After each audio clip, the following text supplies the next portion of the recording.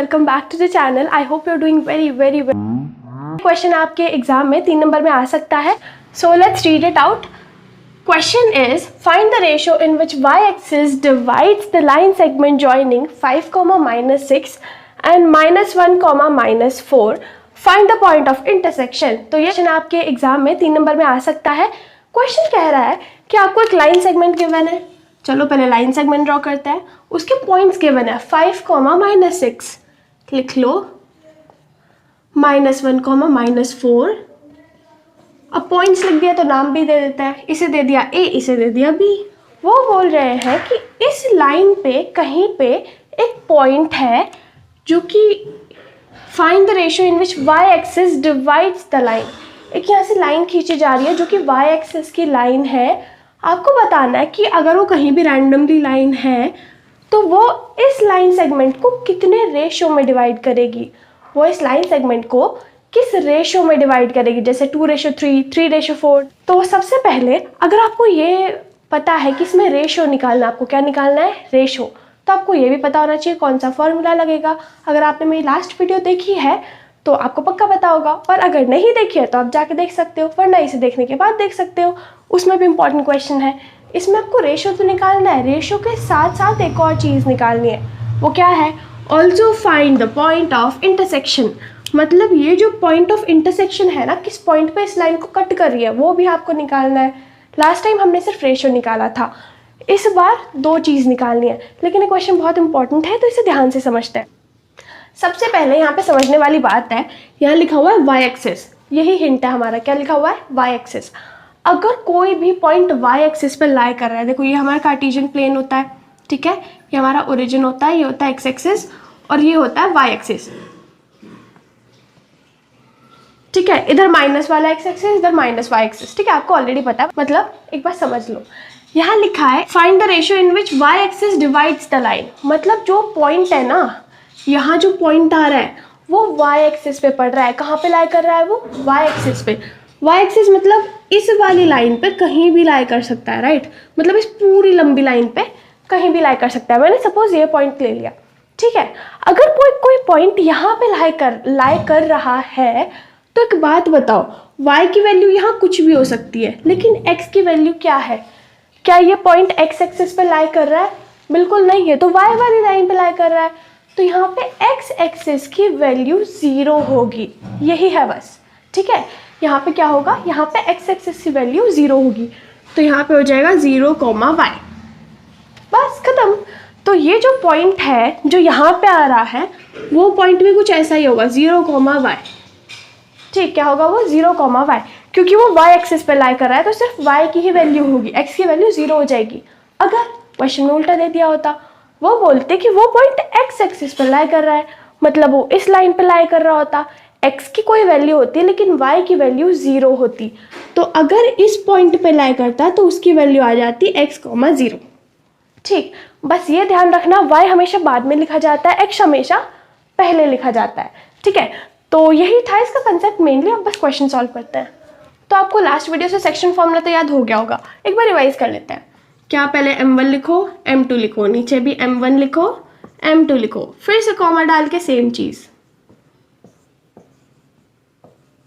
नीचे दोनों में प्लस लगा दो। इधर m1 के साथ लिखो x2 और यहाँ लिखो x1, यहाँ पे प्लस लगा दो। फिर यहाँ लिखो y2 और इधर लिखो y1 और इधर प्लस लगा दो।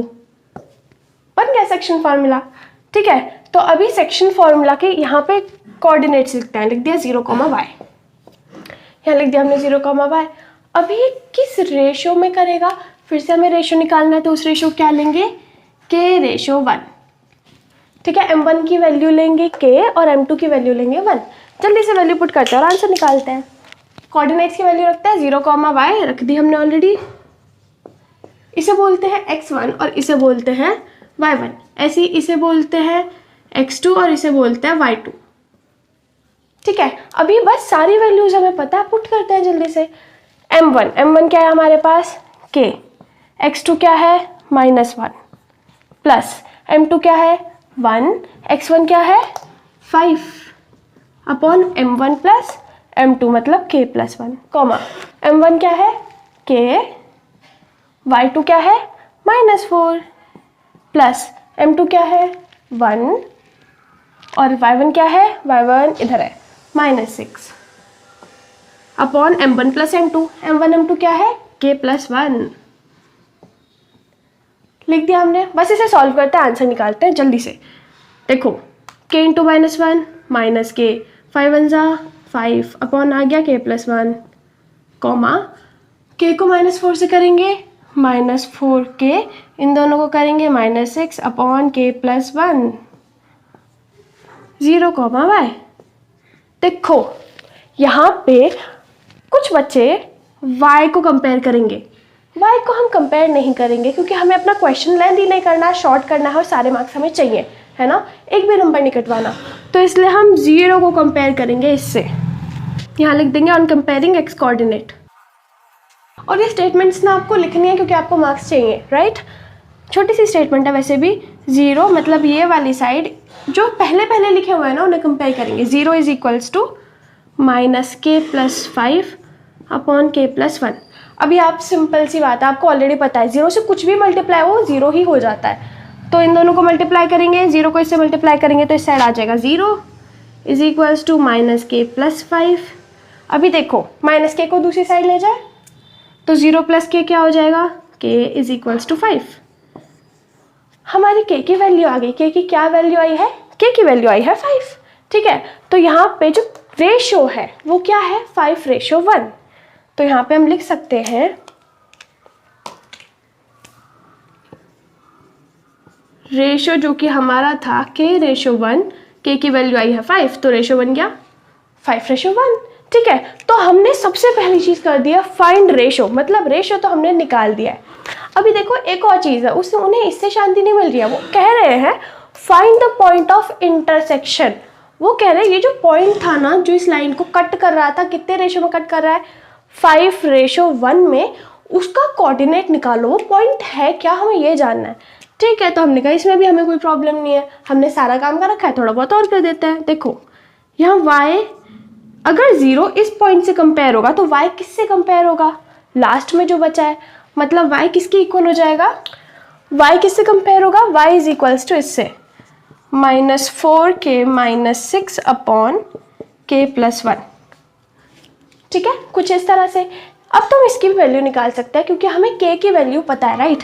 k की वैल्यू हमने क्या निकाली थी, k की वैल्यू आई थी 5, तो हम वही यहाँ पे रख देंगे y is equals to -4, k की वैल्यू क्या है 5 -6 अपॉन फिर से 5 प्लस 1 इज इक्वल्स टू 4 5 जा 20, माइनस का 20 माइनस का 6 अपॉन में 5 प्लस 1 6, ठीक है। इन्हें प्लस करो, माइनस माइनस प्लस होगा, माइनस का 26 अपॉन 6, ये y की वैल्यू है। अभी देखो क्या कट रहा है, हाँ बिल्कुल कट रहा है, किससे कट रहा है 2 से, -13/3।